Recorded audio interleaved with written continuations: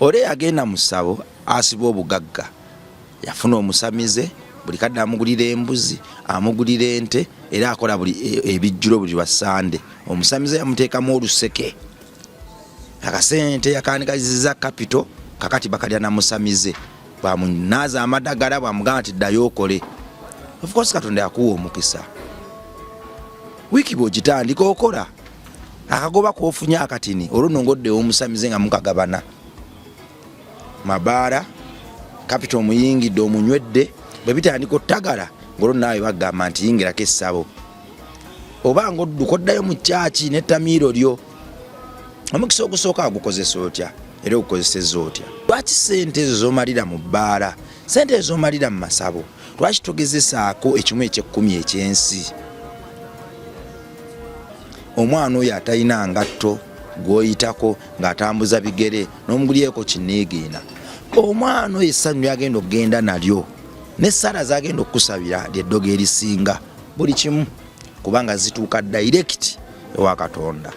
Bajja kukuluka tebajja kukusobola, bajja kukolima naye ng'olwedde oyina engabo ezikasuka ebikolimo okuva gy'oli ne zibisembeza ewala ez'amaanyi ekitenkanika oyiwa emmere kasasiro. Lwaki togezesa ekimu eky'ekkumi ekyensi emmere eyo gy'oyiwa kasasiro n'otondawo omuze wako gw'ogibugumyanga n'ogula tifini nga bwe mulya neefikkawo ogikuŋŋaanya n'ogula tifini n'ogitwala n'ogiwa omuntu oyo atuula ku kkuba abamu gwe bayita omulalu n'agirya n'omugyako tifini n'ozikomyawo neefuuka enkola. Ekyo tekimanyi ddogo.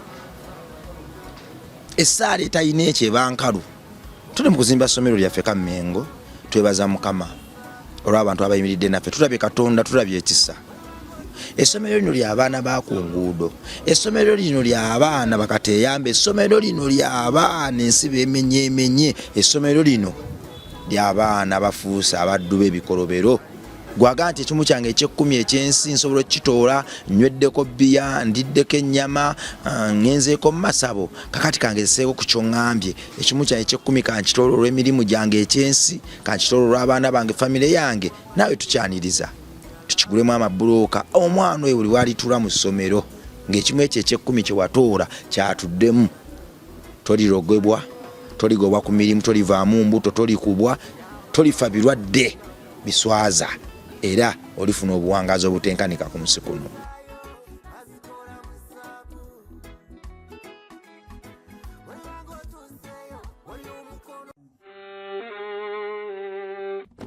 Sebo, nyabo, mwana wa Katonda wenna ali eyo. Eno yera Bongo Charity Foundation. Tukola art for charity. Nga tuyita mu bitone ebyenjawulo omuli okusiiga n'okukuba ebifaananyi, okutonaatona ebisenge ne art. Nga jjayo endabika y'ekifo. Tukwaniriza n'essanyu kasitoma waffe. Oyagala kugula art waffe oba oyagala gwe mwennyini tukusiige mu bifaananyi. Oyina omwagalwa awo oyagala kumutonera kirabo nga kuliko ekifaananyi kye. Tutuukirire wano ku Bongo Charity Foundation. Buli lw'otuwagira ng'otuwa omulimu oba ng'otugulako ati waffe mwe tufuna obuyambi obulabirira n'okusomesa abaana abato okuva ku streets ez'enjawulo abataliiko alabirira. Bire ku nnamba y'essimu noti 7 noti 346 Le Bongo Charity Foundation tukola art for charity. Come paint your legacy with us. Leka obulungi bwa Mukama bweyolekere mu ggwe. Leka obulungi bwa Mukama bweyolekere mu bikolwa byo. Leka obulungi bwa Mukama bweyolekere mu byoyogera. Ebiseera ebisinga buli muntu Katonda amuwa omukisa, naye ndi wano okujjukiza omukisa gwo ogwasooka akukozesa otya. Omuntu agenda okugwa Katonda amuwadde omukisa, naye omukisa ogwo gwamuwa ogusooka gwe gwitabinenga buli kimu. Olutalo lw'okuyimuka, olutalo lw'okugwira ddala, n'olutalo lw'okubeera muyinike olw'olubeerera oba obw'olubeerera butandikira awo. Emaali yeesooka, Katonda bwe yakuwa ddiiru yeesooka,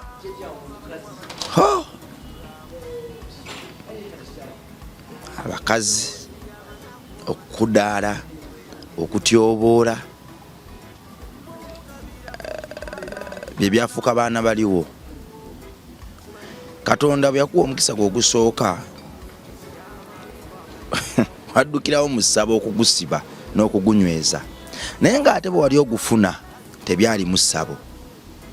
Wali olyawo ng'osaba buli kadde, olina kkubira essimu n'akulukira omuzannyo, bw'otyo n'ofuna omulimu, n'ofuna ddiiru, n'ofuna omuntu eyakuyamba n'okyusa obulamu.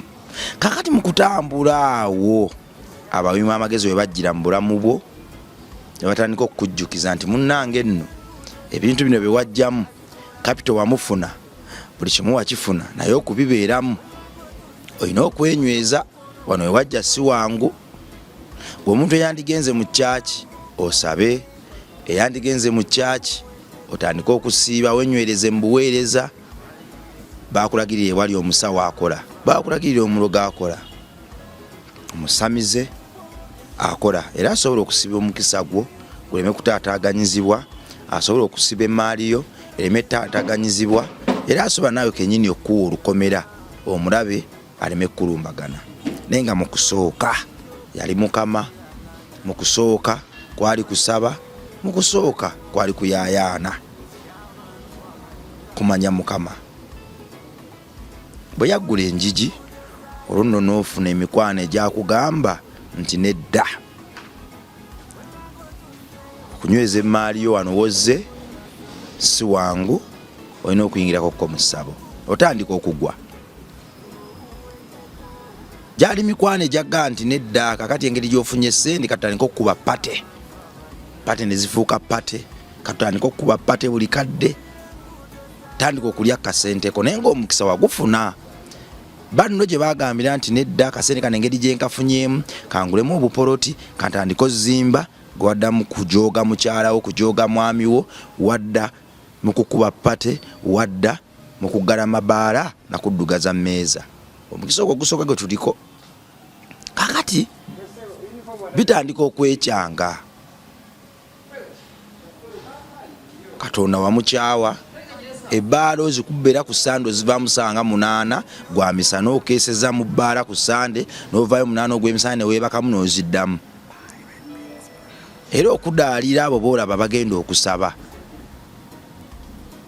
Nga musaba nnyo, Katonda tabeetamwe. Katonda nga nawulira tomusaba nnyo, ne bweyogera ebigambo ebibiri awulira. Ebyo nawe bitandika. Kakati otandika okutagala. Ole yagenda mu ssabo asiba obugagga, yafuna omusamize, buli kadde amugulira embuzi, amugulira ente, era akola buli ebijjulo buli wa Sande. Omusamize yamuteekamu oluseke, akasente yakandikazizza kapito, kakati bakalya na musamize. Bwamunaaza amadagala, bwamugamba nti ddayo okole. Of course Katonda yakuwa omukisa. Wiiki bw'ogitandika okola, akagoba k'ofunye akatini olwo nongoddewo omusamize nga mukagabana. Mabaala kapito omuyingidde omunywedde, bwe bitandika ottagala ng'olwo naawe bagamba nti yingirako essabo. Oba ng'odduka oddayo mu kyaki n'ettamiiro lyo. Omukisa ogusooka agukozesa otya era ogukozesezza otya? Mwana wa Katonda, okukuuma emaali kya bukugu era okukuuma obugagga bwo kya bukugu. Amagezi gaagano, waliwo akantu ke bayita ak'obuntu akayamba omuntu okukuuma ebyobugagga bwe nga tafubye. Ku mitwalo 2 gy'ofuna, waki togezesaawo ku nkola eno. Buli ku mitwalo 2 g'ofuna n'ojjangako siringi 3,000 oba 5,000 n'ozisiga mu munaku. Essaala ezo abanaku ze batusabira ziba pyuwa nnyo kubanga bazisaba n'obwerufu bungi nnyo ku mitima gyabwe, era zituukira ddala eri Katonda waffe. Abantu abakadde abatalina mmere ku kyalo, lwaki sente ezo z'omalira mu bbaala, sente ezo z'omalira mu masabo, lwaki togezesaako 1/10 ekyensi? Notandika ziwakuka 1/10 ekyensi ekya Katonda kiri ekya Bayibuli kyo kitukakatako. Naye kino 1/10 ekyensi kye kitufuula abantu, kye kizaako obuntu kwaffe waggulu. Omaze okuwa kiri 1/10 ekya Katonda, watugezaako n'ekyensi. Omwana oyo atalina ngatto gwoyitako ng'atambuza bigere n'omugulyeko kiniigiina. Omwana oyo essanyu lyagenda okugenda nalyo n'essaala zagenda okukusabira ly'eddogo erisinga buli kimu, kubanga zituuka direct ewa Katonda. Bajja kukuluka tebajja kukusobola, bajja kukolima naye ng'olwedde oyina engabo ezikasuka ebikolimo okuva gy'oli ne zibisembeza ewala ez'amaanyi ekitenkanika. Ku kyalo kwosula waliwo abakadde obamanyi bulungi, bambi beesiba pete ne bazambusa eno lwakuba tebalina byakwambala, naye nga naawe okimanyi bulungi nti era mu kukuba ebbidde gwe muwateeka essira era mwewassa essira. Ebbidde eryo ly'okuba eritali binze sirinaako buzibu, buli kadde nkibagamba era ne mbakuutira nti bw'oba tonalokoka linywe, bali kukukuulamu amannyo nga bakukubye engumi mutamidde ne mwekuba, bwe liri kulwaza ensigo n'ebibumba. Naye gwe oba tonalokoka gwe nywa ebbidde lyo paka bw'olirikoowodde eri Kristo, kuba ye mugumiikiriza atulinda. Wadde nga nnyongera okujjukiza nti okujja mu maaso ga Kristo kumuweereza nga tukenenye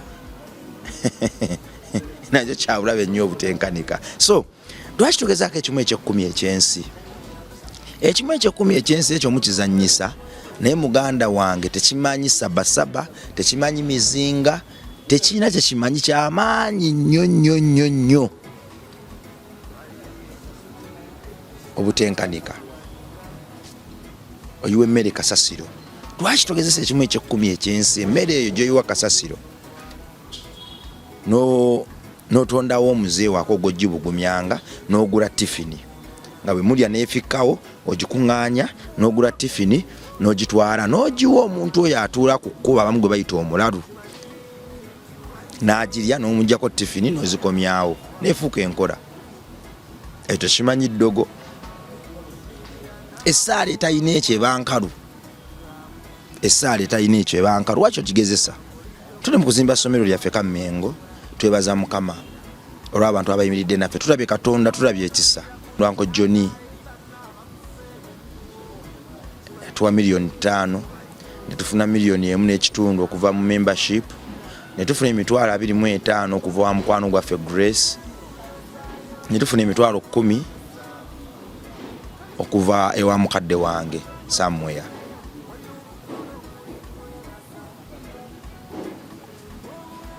Wataba Katonda abaani tutadde ebisenge by'essomero lyaffe maaso era byambuse. Mu bwangu obw'ekitalo essomero ligenda serekebwa era ligenda tandika okuopaletinga. Tugenda kuba n'essomero eritabangawo mu byafaayo bya Uganda. Tugenda kuba n'essomero ng'omwana wo bw'aliyingiramu n'afuluma enjawulo ogirabirawo ne waba tannayogera. Tukozesa art and crafts. Bwe mwana wa Katonda ali eyo osobola okutuyambako okutuukiriza ekigendererwa kino. Essomero lino ly'abaana ba ku nguudo, essomero lino ly'abaana bakateeyamba, essomero lino ly'abaana ensi beemenyeemenye, essomero lino ly'abaana bafuusa abaddu b'ebikolobero. Osanga omwana muto anywa ebiragalalagala, akuba abantu abamalawo. Osanga omwana omuto abantu obutayimbwa bakuba abantu tteke, naye nga tutunula. So ffe Rabon Charity Foundation twavenduga nti nedde kimala guno nno omulimu gwaffe, buvunaanyizibwa bwaffe obw'okudduukirira abaana abo bonna tubajje ku nguudo tubatwale Kammengo. Essomero lino ligenda kuba liva ku primary 1 paka ku P7, naye ate ligenda kubaako ne vocational school ey'ebyemikono. Omwana nga tumupakira amagezi ne tumubumba ne tumubajja, olwo nno ogenda okweza emyaka 18 nga asobola okutandikawo kampani era naoperatingira ddala nga tafunye buzibu. Tulina aba great counselors abagenda okuyambako abaana bano bazza obujja n'oba groominga. Tulina abasomesa abakyasinze okuba ab'ettendo mu sekita zonna, abatunzi, abasizi b'ebifaananyi. Gwe njogera okusiga ebifaananyi kyentegeezaawo ffe abasingawo kompyuta, okozesa microphone, okutunga, okubumba ebisuwa, omanyi kyentegeeza, okwokya ebyuma, omanyi kyentegeeza gwe aba aludde ng'atugoberera. Kakati essomero lino mu bwangu obw'ekitabo nze nina essuubi munda mu nze nti ligenda kutandika. essomero lino ligenda kutuuka ewala bannaffe batatuukanga era ligenda kuba ekyokulabirako. Bwe twali tuli mu Let My People Go campaign bannaffe bangi abatukwatirako bonna twabawandiika. Kakati essomero nga liwedde ne bana bakyatukwatiyako bonna tubawandiika, tugenda kubbula amannya gaabwe mu buli kimu mu ssomero eryo ne mu foundation eyo. Twagala okuzimba mu chapel, twagala okuzimba mu chapel abaana we basabira, playgrounds, twagala okuzimba mu obusaye bw'omupiira, ebisulo ne rooms nga 4 eza rehabilitation. Nga rooms ezennya tezigenda kuba tezo za abaana, tugenda zikola nga za bannaffe abantu abakulu naye nga beetaaga okujja okuyimusa ebirowoozo byabwe. So bannaffe bangi abantu abakulu tebasobola rehabs. Ogenda wesanga omuntu omukulu ng'afunye okutaataaganyizibwa mu bwongo naye ng'atya rehab. Rehab buli kadde ng'agamba buli kana kuba nsaba emitwalo 6. Kakati ffenno Rabongo Charity Foundation tugamba nti nedda tugenda kuzimba ne rooms nga 4 eza rehab nga munnaffe bw'afuna okukosebwa ajja buzinaawo ne tufuna abakugu nga byonna bigenda kuba bya bwereere. Ebyo byonna bigenda kuba bya bwereere. Munnaffe bannaffe bangi abadde ab'obuvunaanyizibwa mu ggwanga n'afuna okutaataaganyizibwamu mu bwongo n'aswazibwa. Kati ffe tugamba ekimala tugenda kukola rehab rooms ezo 4 tuzidesigninge bulungi nga munnaffe bw'afuna okutaataaganyizibwa ajja n'awumulirako awo, abakugu ne bamusanga awo free era agenda okuvaawo nno ng'agenda kuba bujulizi naye era ng'awunya ekitenkanika. Kakati ebyo byonna bigenda kuba byabwerere mu foundation eyo naye tugizimbe ekirooto kitandikira ku nze naawe. Ffe twasalawo okukozesa bitone byaffe kukyusa nsi yaffe, twasalawo okukozesa bitone byaffe kuyambako bannaffe nga tutandikira ku mwana omuto. Tugenda kuba ne cottages mu foundation eyo, rooms emwemu. Kakati ezo nga z'abagenyi baffe. Waliwo abantu abankubye simulaga nti Rabongo nze ni mulungi mu kubuulira enjiri, ni mulungi mu kubuulira enjiri, naye embeera eno mbeera wala nandiyagadde okusomesa abaana abe engeri gye babuuliramu enjiri. Waliwo abantu abankubye baganze Rabongo ni mulungi mu kufumba, ni mulungi mu kusoma novo, ni mulungi mu kuyigiriza abaana okunaaba, okusenya n'okwoza. Abantu abo abadde bajje bankubira essimu nabo tugenda bazimbira rooms ne bwe ziba 5 oba ne bwe ziba 2 nga bwe bajja mu foundation ndi mulungi foundation esobola okubatereka ne babanga abaana bafuna extras obwo naye nga ate abantu nabo balina bwe basula mu foundation omwo.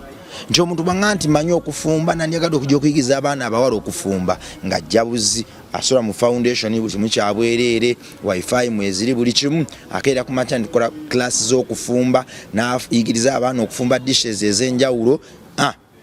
Ne baba tuwadde mwezi nga tusobola mu accommodatinga. Ebyo byonna bigenda kuba mu foundation eno. Naye right now tuli ku ssomero, twagala essomero lino liggwe. Olwo nno obwana buno twasalawo nti taamu eno tugenda kukola kampeni ya kusoma n'emu kubanga kibadde kinteeka nnyo ku pressure. Ate nze bwe nali nnyingira obuweereza buno nze nasaba Mukama ampa amaanyi mpeereze nga siina buyinike na bumu bwe mpitamu mu buweereza buno. Ekyokusaba school fees buli kadde kyampanga obuzibu, tekyammenyanga n'ate neeraliikiriranga kubanga okusaba nze ninamu ekintu kiri ekigamba nti munda munze mulimu amaanyi ag'enjawulo era ninamu eddoboozi erinjukiza buli kadde nti omukulembeze omuweereza talina kusaba, alina kusaka busasi. So neŋŋamba nedda ekimala bino ebyoga tulina kampeni y'okusoma, bannaye mugula ebisiige byaffe, gwalina 10 lutuwa abaana basome, nga nti nedda Katonda waffe munene nnyo teyatuyako mafuta ga kusabiriza. Tugaa nti nedda kakati tuzimbe essomero lyaffe. Twali tuwerera abaana 30 naye nga abaana bengobako obugobi bangi. Anko njagala kusoma obuli ku street ne bujja 10 anko nange nzizaayo nogaba naye sente zizisobola ne buddayo ku street nebumira. Kakati tunaba n'essomero lyaffe obwana obwona tugenda busena tubutwale eka Mmengo. Tugenda kukola essomero gwe muganda wange ali yangoberera ng'omwana alivaamu agenda kuba mwana wa ggwanga era buli omu ali mwebuuza nti owaaye gwe wakikola otya.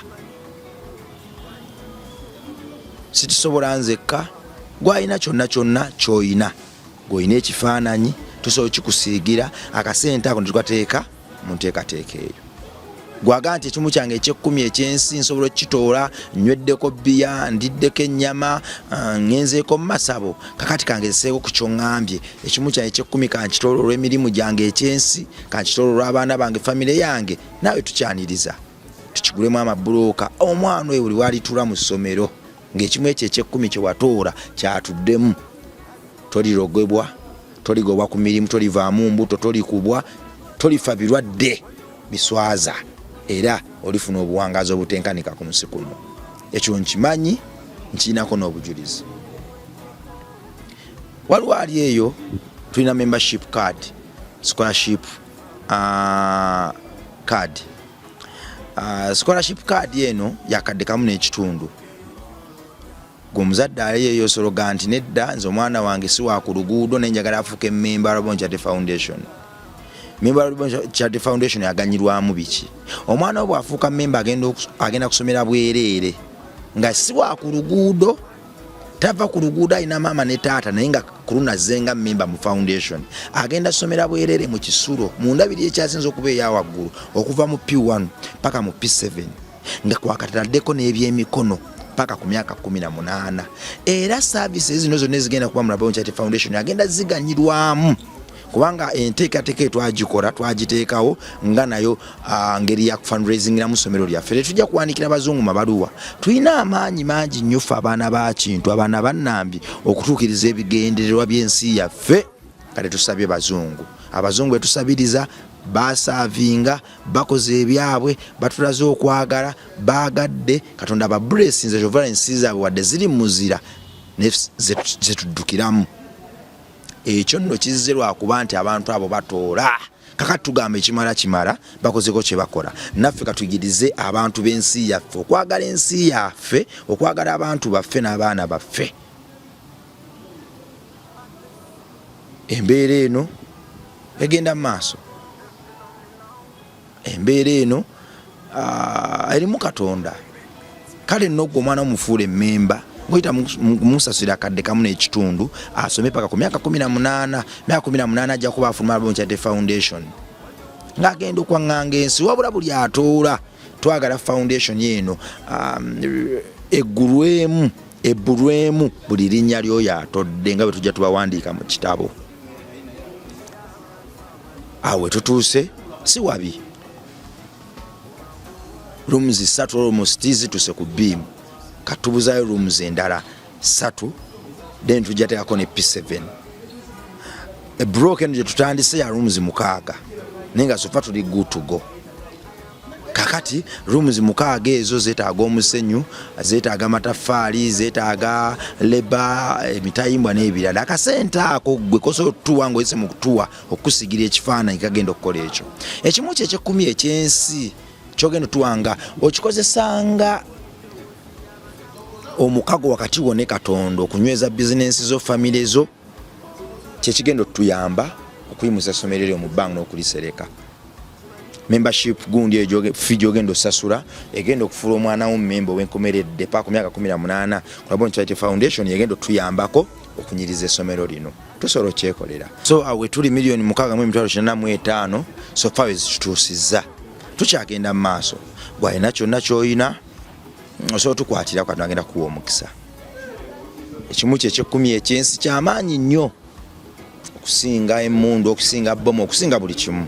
Kigezeeko leero buli ettaffaali erinaagenda oba erinaagulwa mu kimu kye eky'ekkumi ekyensi ojja kuba bukuumi gy'oli ojja kyerabirako. So Mukama abaagala Mukama atwagale naggulu wa byonna nyongera okujjukiza nti twatondebwa kubuulira njiri na kuweereza Katonda waffe. Tugenda kukomawo tusinkane olundi mweraba.